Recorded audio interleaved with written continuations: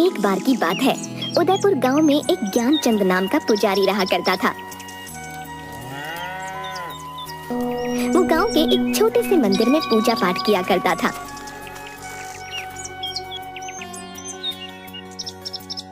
लेकिन ज्ञानचंद एक कपटी और लालची इंसान था।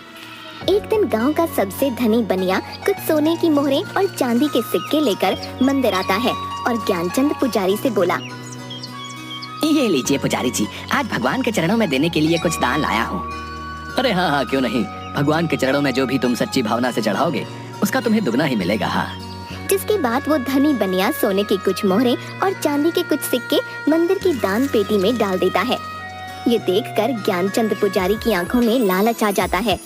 अरे बाबा, इतना सारा धन अगर ये मुझे मिल जाए तो मेरे तो मजे ही आ जाएंगे। हाँ बाबा, पूरी जिंदगी इस मंदिर का पुजारी बनकर नहीं गुजारनी पड़ेगी। हाँ अच्छा पुजारी जी, अब मैं चलता हूँ। जिसके बाद वो वहाँ से चला जाता है। तभी ज्ञानचंद दान पात्र में से धन निकालकर एक पोटली में अपने घर ले जाता है।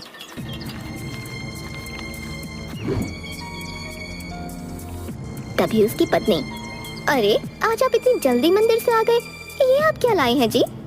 अरे अरे भाग्यवान, ये देखो, आज मैं अपने लिए कितना सारा सोना चांदी लेकर आया हूँ। अब देखना भाग्यवान, हम मौत से अपना जीवन गुजारेंगे। हाँ देखो देखो, तुम ही देखो कितना सारा धन है। अच्छा, अब हम यहाँ और नहीं रह सकते, हमें यहाँ से जाना होगा। चलो यहाँ से। अरे ये क्या बोल रहे हैं आप? आखिर हम जाएंगे कहाँ? मेरी तो कुछ समझ नहीं आ रहा। जरूर आप मुझसे कुछ छुपा रहे हैं। ये धन कहाँ से लाए हैं आप? मुझे कुछ भी ठीक नहीं लग रहा। अरे भाग्यवान, जितना कहता हूँ बस उतना करो। चलो यहाँ से। थोड़ी दूर चलने पर वो एक जंगल में पहुँचे, जहाँ उसे एक घास से बनी झोपड़ी दिखाई दी। अरे देखो भाग्यवान, वो सामने झोपड़ी है। चलो चलो, आज रात हम उस झोपड़ी में काट लेंगे, सुबह होते ही यहाँ से निकल जाएंगे। ठीक है जी, जैसा आप ठीक समझें। तभी दोनों उस झोपड़ी के अंदर जाते हैं। झोपड़ी में एक तरफ आग जल रही होती है और एक जगह कुछ जानवर की हड्डियां पड़ी होती हैं, जिसे देखकर ज्ञानचंद की पत्नी थोड़ी डर जाती है। देखिए जी, मुझे ये झोपड़ी सही नहीं लग रही। देखिए ना, यहाँ जानवर की हड्डियां भी बिखरी पड़ी हैं। नहीं नहीं, चलिए आप यहाँ से। अरे भाग्यवान, अब इतनी रात को हम आखिर कहाँ जाएंगे? भाग्यवान, कहीं ऐसा ना हो कोई हमसे हमारा ये धन छीन ले। नहीं नहीं, मैं ऐसे नहीं होने दे सकता। हमें आज रात यहीं रुकना होगा। अच्छा ठीक है जी, आप मेरी सुनते ही कब हैं, जैसा आप ठीक समझें। जिसके बाद वो दोनों उसी झोपड़ी में सो गए। तभी वहाँ पर एक भयानक दिखने वाला खूंखार नरभक्षी आता है, जिसके हाथ में अलग अलग जानवरों का मांस होता है। अरे बाबा, आज तो पेट भरकर भोजन मिला है।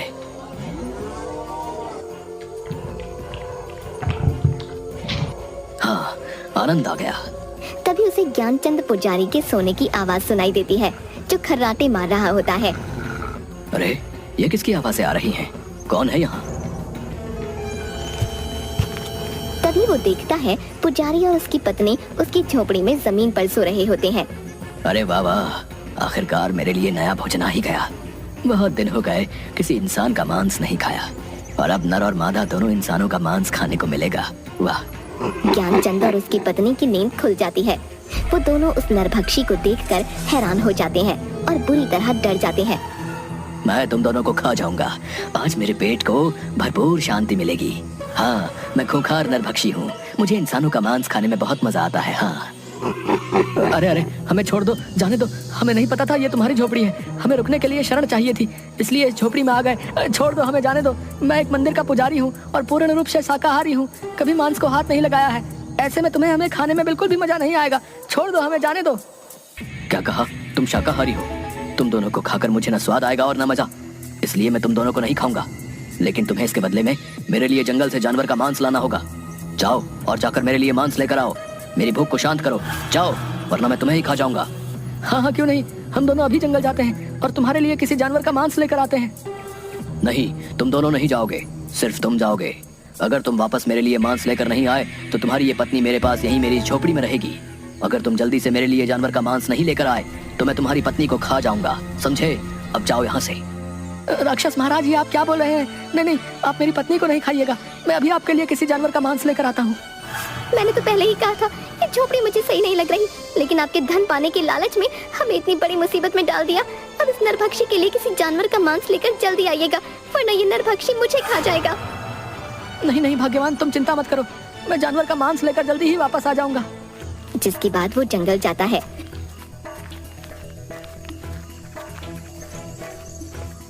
जंगल में थोड़ी दूर चलने पर वो देखता है एक भालू का छोटा बच्चा मरा हुआ पड़ा है, जिसे कुछ चील कौवे नोच रहे थे।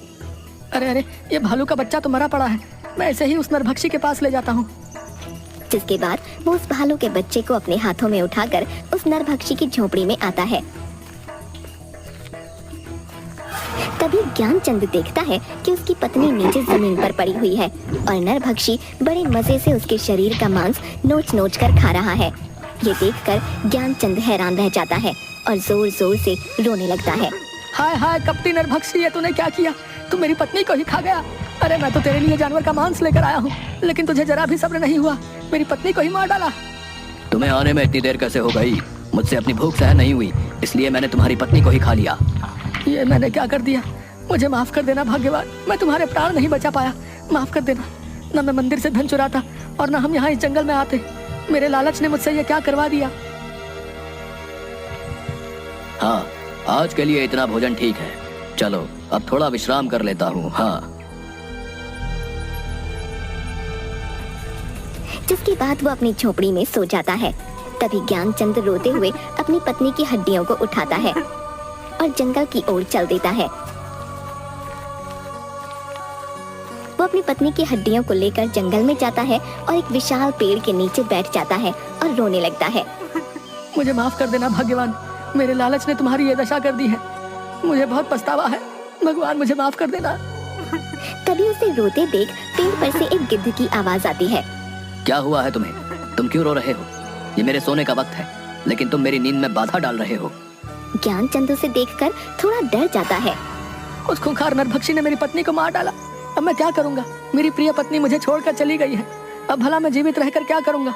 अब मैं भी मर जाना चाहता हूँ, मैं खुद ही उस खूंखार नरभक्षी को अपने आप को समर्पित कर दूंगा, अब मैं जीना नहीं चाहता। उस खूंखार नरभक्षी ने तुम्हारी पत्नी को भी मार डाला है। इस खूंखार नरभक्षी का आतंक तो इस जंगल में बढ़ता ही जा रहा है, जिसकी वजह से अब इस जंगल के जानवर पूरी तरह से खत्म होने को हैं। वो एक खूंखार नरभक्षी है, लेकिन मैं इसमें तुम्हारी सहायता कर सकता हूँ, तुम्हारी पत्नी फिर से जीवित हो जाएगी। ज्ञानचंद ये सुनकर थोड़ा खुश हो जाता है। क्या सच में तुम सच बोल रहे हो? क्या मेरी पत्नी फिर से जीवित हो सकती है? तुम कौन हो? आखिर मेरी पत्नी कैसे जीवित हो सकती है, बताओ मुझे। मेरा नाम गरुड़राज है, मेरे पास दैविक शक्तियाँ हैं, इसलिए वो खूंखार नरभक्षी मुझे कुछ नहीं कर सकता। तुम्हारी पत्नी का जीवित होने का सिर्फ एक ही रास्ता है, जिस पर चलकर ही तुम अपनी पत्नी को जीवित कर पाओगे, लेकिन वो रास्ता बहुत कठिन होगा। गरुड़राज, आखिर क्या है वो कठिन रास्ता, मुझे बताओ। मैं अपनी पत्नी को फिर से जीवित करने के लिए किसी भी कठिन रास्ते पर जाऊंगा। इस जंगल के उस पार एक गुफा है, जिसमें एक बहुत ही महान तपस्वी देवराज रहा करते हैं। तुम्हें उनसे मिलना होगा, वही तुम्हारी पत्नी को फिर से जीवित करने की राह दिखाएगा। लेकिन देवराज तपस्वी किसी भी इंसान को अपनी गुफा में इतनी आसानी से आने नहीं देता, तुम्हें उससे मिलने के लिए कई चुनौतियों का सामना करना पड़ेगा। गरुड़राज, मैं जरूर उस गुफा में उस महान तपस्वी के पास जाऊंगा, चाहे फिर मुझे कितनी ही मुश्किलों का सामना क्यों ना करना पड़े। तभी गरुड़राज उसे अपना एक पंख देता है। ये लो मेरा ये जादुई पंख ले जाओ, जब तुम उस गुफा में मुश्किल में आओगे तब ये मेरा जादुई पंख तुम्हारी सहायता करेगा। ज्ञानचंद वो पंख लेकर जंगल के पार वाली गुफा में जाता है।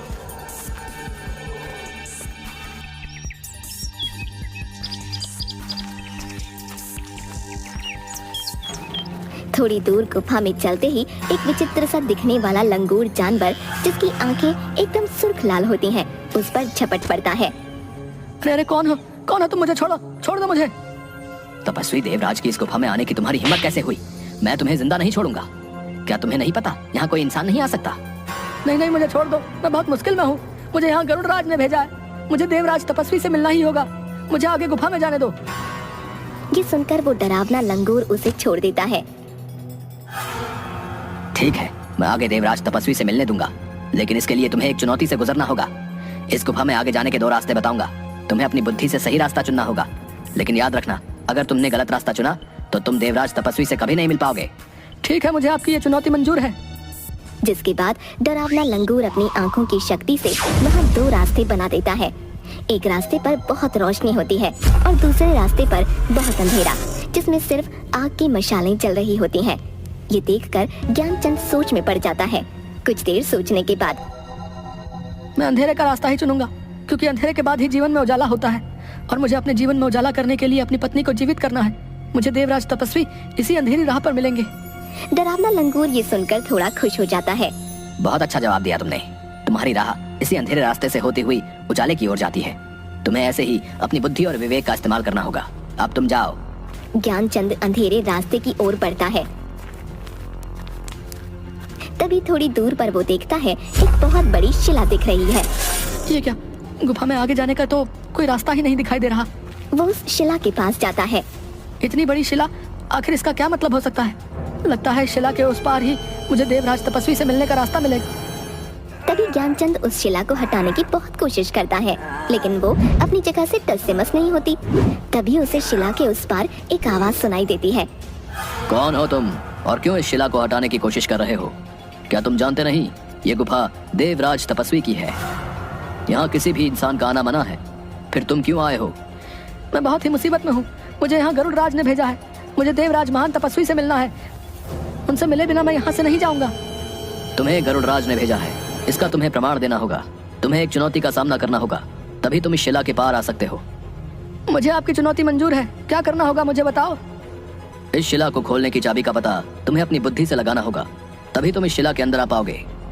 ज्ञानचंद ये सुनकर सोच में पड़ जाता है और कुछ देर सोचने के बाद वो देखता है कि शिला पर अचानक से एक निशान दिखने लगता है, जो बिल्कुल गरुड़ राज के दिए पंख की तरह होता है, जो कि ज्ञानचंद के पास होता है।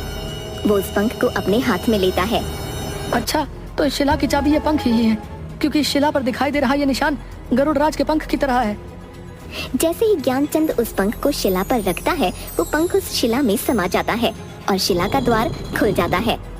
ज्ञानचंद उस शिला की गुफा के अंदर जाता है और देखता है कि देवराज तपस्वी एक स्थान पर अपनी ध्यान मुद्रा में बैठे हुए हैं और ओम का उच्चारण कर रहे हैं। ओम ओम ओम ओम। तभी ज्ञानचंद उसके पास जाता है। हे महान तपस्वी देवराज, आंखें खोलिए। मुझे आपकी सहायता की आवश्यकता है। आप ही मेरी सहायता कर सकते हैं। आंखें खोलिए अपनी। कि देवराज तपस्वी अपनी आंखें खोलता है। कौन हो तुम और क्यों आए हो हमारी गुफा में? यहाँ हम अपनी ध्यान मुद्रा में रहते हैं, इसलिए किसी भी इंसान का यहाँ आना वर्जित है। लेकिन तुम यहाँ इतनी चुनौतियों का सामना करके आए हो, तो हम तुम्हारी सहायता अवश्य करेंगे। बताओ हमें, हम तुम्हारी क्या सहायता कर सकते हैं? मैं एक मंदिर का पुजारी था, लेकिन अपने लालच के कारण एक दिन उस मंदिर से कुछ सोना चांदी चुराकर अपनी पत्नी के साथ इस गुफा के पार वाले जंगल में आ गया। लेकिन वहाँ हमारा सामना खूंखार नरभक्षी से हुआ और उसने मेरी पत्नी को ही अपना शिकार बना लिया। वो खूंखार नरभक्षी एक एक करके सभी जंगल के जानवरों को अपना शिकार बना रहा है। मैं अपनी पत्नी को दोबारा से जीवित करना चाहता हूँ।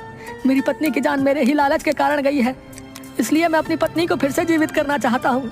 अब आप ही मेरी सहायता कीजिए देवराज। दुष्ट व्यक्ति, तुमने अपने लालच के कारण अपनी पत्नी को गवा दिया है। मैं तुम्हारी सहायता नहीं करूंगा। जाओ यहाँ से। ज्ञानचंद ये सुनकर तपस्वी के पैरों में गिर पड़ता है। नहीं नहीं देवराज, ऐसा मत बोलिए। आप एक महान तपस्वी हैं, मैं जानता हूँ। मुझे लालच नहीं करना चाहिए था, लेकिन अब मैं अपनी पत्नी को फिर से जीवित करना चाहता हूँ। मेरी सहायता कीजिए। ज्ञानचंद की ये बातें सुनकर अच्छा तो ठीक है, मैं तुम्हारी सहायता अवश्य करूंगा, लेकिन इससे पहले तुम्हें मेरे 2 सवालों का उत्तर देना होगा। तुम्हारे दूसरे उत्तर में ही तुम्हें वो वस्तु मिलेगी जिससे तुम अपनी पत्नी को दोबारा जीवित कर सकते हो, और उस खूंखार नरभक्षी का विनाश भी उसी से होगा। इसलिए तुम्हें अपनी बुद्धि और विवेक का उपयोग करके ही दोनों उत्तर देने होंगे। अगर कोई भी उत्तर गलत हुआ तो हम तुम्हारी सहायता नहीं करेंगे। तुम्हें यहाँ से खाली हाथ ही जाना होगा। नहीं नहीं तपस्वी देव, मैं यहाँ से खाली हाथ नहीं जाना चाहता। मैं आपके दोनों सवालों का सही उत्तर देने की जरूर कोशिश करूंगा। तो बताओ, तुम्हारा पहला प्रश्न है, इस संसार में मनुष्य के जीवन में भाग्य बड़ा है या बुद्धि? ज्ञानचंद ये सुनकर थोड़ा सोच में पड़ जाता है। आपके इस प्रश्न का उत्तर बुद्धि है देवराज तपस्वी, क्योंकि मनुष्य के जीवन में बुद्धि ही वो मार्ग है जिस पर चलकर भाग्य को बदला जा सकता है। भाग्य कभी भी बुद्धि को नहीं बदल सकता है, लेकिन बुद्धि में वो गुण होते हैं कि वो भाग्य को बना और बिगाड़ सके। इसलिए भाग्य और बुद्धि में बुद्धि ही बड़ी है। बहुत ही उत्तम, तुमने बिल्कुल सही उत्तर दिया है। मनुष्य अपनी बुद्धि से ही कुछ भी हासिल कर सकता है। भाग्य का मार्ग बुद्धि के मार्ग के आगे छोटा होता है। अब तुम्हें अपने दूसरे प्रश्न का उत्तर देना होगा। यह प्रश्न तुम्हारे लिए बहुत महत्वपूर्ण है और कठिन भी। अगर तुमने इसका सही उत्तर नहीं दिया तो तुम्हें यहाँ से खाली हाथ ही लौटना होगा। तो बताओ, इस संसार में मनुष्य के जीवन में भूख, प्यास, नींद और आशा, इन चारों में से सर्वश्रेष्ठ क्या है? ज्ञानचंद सोच में पड़ जाता है। आपके दूसरे प्रश्न का उत्तर आशा है देवराज, क्योंकि आशा अर्थात उम्मीद पर ही ये संसार टिका हुआ है। क्योंकि मनुष्य के जीवन में एक आशा ही होती है जो मनुष्य के जीवन में कठिन से कठिन कार्य को भी करने की ताकत देती है। मनुष्य जीवन में आशा घने अंधेरे में उस रोशनी की किरण की तरह है जो मनुष्य को घनघोर कष्ट में भी जीने की प्रेरणा देती है। वाह, बहुत ही उत्तम उत्तर। तुम्हारा ये उत्तर भी बिल्कुल सही है। मैं तुमसे बहुत खुश हुआ। तुम्हारी बुद्धि ने मुझे प्रभावित किया, इसलिए मैं तुम्हारी सहायता अवश्य करूंगा। तभी तपस्वी उसे एक जल से भरा अपना लोटा देते हैं। ये लो, ये अमृत ही तुम्हारी सहायता करेगा। इसे उस नरभक्षी की आंखों में डाल देना और इसकी कुछ बूंदें अपनी पत्नी की हड्डियों पर डाल देना, जिससे तुम्हारी पत्नी जीवित हो जाएगी। ज्ञानचंद वो हाथों में ले लेता है। आपका बहुत बहुत धन्यवाद तपस्वी देवराज। अब मैं इस अमृत से अपनी पत्नी को दोबारा जीवित कर पाऊंगा और उस नरभक्षी का अंत भी। जाओ, तुम्हारा कल्याण होगा।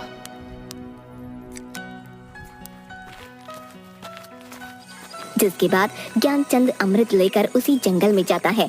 तभी उसे वो नरभक्षी मिलता है। नरभक्षी ज्ञानचंद के हाथ में वो अमृत का लोटा देख लेता है। अच्छा, तो तू उस तपस्वी देवराज के पास गया था। उसने ही तुझे मेरे अंत का रास्ता बताया होगा, लेकिन मैं ऐसा नहीं होने दूंगा। मैं तेरे सामने ही नहीं आऊंगा तो तू मेरी आंखों पर यह अमृत भी नहीं डाल पाएगा। लेकिन मैं तुझे जिंदा नहीं छोड़ूंगा। हाँ, मैं तुझे भी खा जाऊंगा। और नरभक्षी ज्ञानचंद को अपने दांतों से उसकी गर्दन से पकड़ लेता है। तभी वहाँ गरुड़ राज पेड़ से खूंखार नरभक्षी के ऊपर छलांग मारता है और नरभक्षी ज्ञानचंद की गर्दन को छोड़ देता है।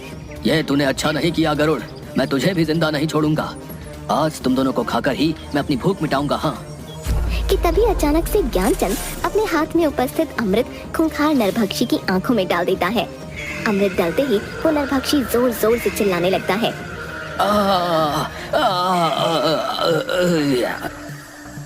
और देखते ही देखते जलकर भस्म हो जाता है। जिसके बाद ज्ञानचंद और गरुड़ की आंखों में थोड़ी खुशी दिखाई देती है। नरभक्षी का तुमने अंत कर दिया है। वाकई तुम बहुत बहादुर निकले। अब जाओ और अपनी पत्नी की हड्डियों पर इस अमृत की बूंदें डाल दो। जिसके बाद ज्ञानचंद अपनी पत्नी की हड्डियों पर उस अमृत को डाल देता है। जिसके बाद उसकी पत्नी दोबारा जीवित हो जाती है, जिसे देखकर ज्ञानचंद खुश हो जाता है। आखिर तुम फिर से जीवित हो ही गई भाग्यवान। तुम मेरे पास दोबारा लौट आई हो। मेरे लिए इससे बढ़कर और कुछ भी नहीं। लेकिन ये सब कैसे हुआ जी? मुझे तो उस खूंखार नरभक्षी ने मार डाला था, फिर ये सब कैसे हुआ? जिसके बाद ज्ञानचंद अपनी पत्नी को सारी बात बताता है। आप तो सच में एक बहादुर इंसान निकले जी। आपने लालच में जो पाप किया था उसकी सजा आपको इस रूप में मिली जी। आपके लालच ने मुझे सदैव के लिए आपसे दूर कर दिया था, लेकिन आपके पश्चाताप और मुझे दोबारा जीवित करने की इच्छा ने मुझे फिर से आपके पास वापस ला दिया है। अब आप कभी भी लालच के झांसे में मत आइएगा। हाँ नहीं भाग्यवान, मुझे समझ आ गया है। मनुष्य को लालच सिर्फ विनाश की ओर ही ले जाता है। दोनों खुश रहो। आज तुम्हारी वजह से इस जंगल को इस नरभक्षी से मुक्ति मिली। धन्यवाद। आपका भी बहुत बहुत धन्यवाद गरुड़ राज। आपकी सहायता के बिना ये संभव नहीं था।